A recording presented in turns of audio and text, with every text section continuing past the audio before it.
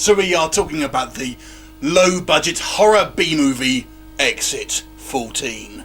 This one is directed by Joe Salcedo and stars Tom Sizemore.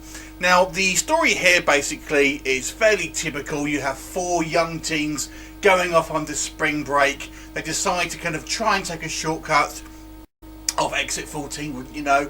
And lo and behold, their car breaks down and they're kind of stuck in the middle of nowhere.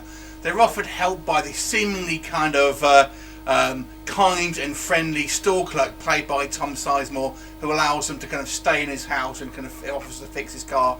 But of course, things take a darker turn as they start to kind of tell ghost stories. And could this ghost really exist? Are they just nuts? Or is there something sinister at work here?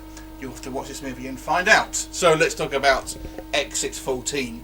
Now, this is a low-budget movie. The production budget was apparently around $750,000. So obviously it's kind of low budget, and that's their entire production budget.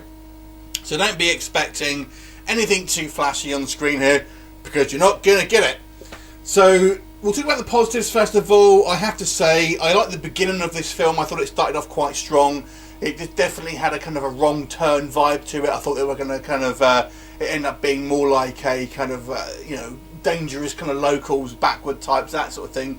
But no, it's more of a kind of a ghost story. But until we get to that point, I kind of quite like the way it was headed.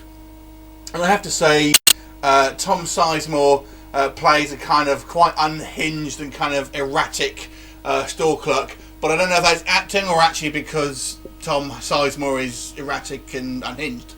So that's pretty much where I'll say the positives. I'm also saying that I think the rest of the cast aren't too badly acted. They're poorly written, but not necessarily badly acted.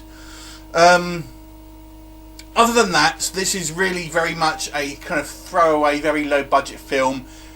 Minimal effects, if anything, really, that you could call them effects. There's a couple of kind of camera tricks that are used, but nothing really in regard to what you would consider visual effects, other than one kind of fairly smart, I have to say, mirror effect, but that's pretty much a lot.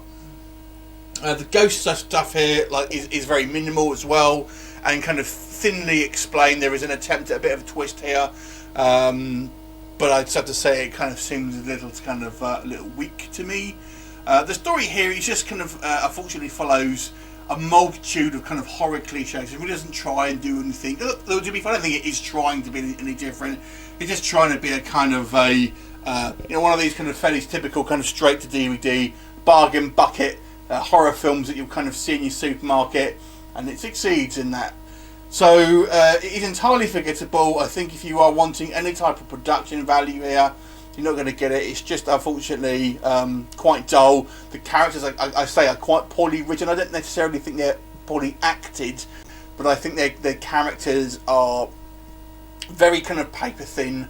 Have very kind of there's a typical kind of drama kind of going on between some of them, and the two male characters. One of them is really a bit of a bastard, and the other one is kind of just like your very obnoxious type, but very kind of cliche characters, I have to say, who all seem kind of one-dimensional and real assholes, to be honest with you, and you actually root for them to die for the most part. So pretty much I can't really in any way recommend this film, because there's nothing to it, unfortunately. It's really just the premise is so kind of stretched out without kind of giving anything away. Like I said, if you do appreciate low-budget films, you may want to check it out if you like real low-budget films, or if you were a fan of Tom Sizemore, who I thought was going to be more of a glorified cameo, but he did have a kind of a somewhat of a larger role than I initially thought. Although this also claims to have John Schneider in it, and that he really is just a cameo. But it's kind of just forgettable. It's just forgettable, and when you are watching it, it's just very, very low budget to the fact that, I don't know, it doesn't quite grab you. But I guess they kind of imagine have done what they can with the budget. So with that in mind, I'm going to give this a 3 out of 10. So have you seen it? What do you think of it? Leave me a comment, and I'll look forward to seeing you next time. Bye for now.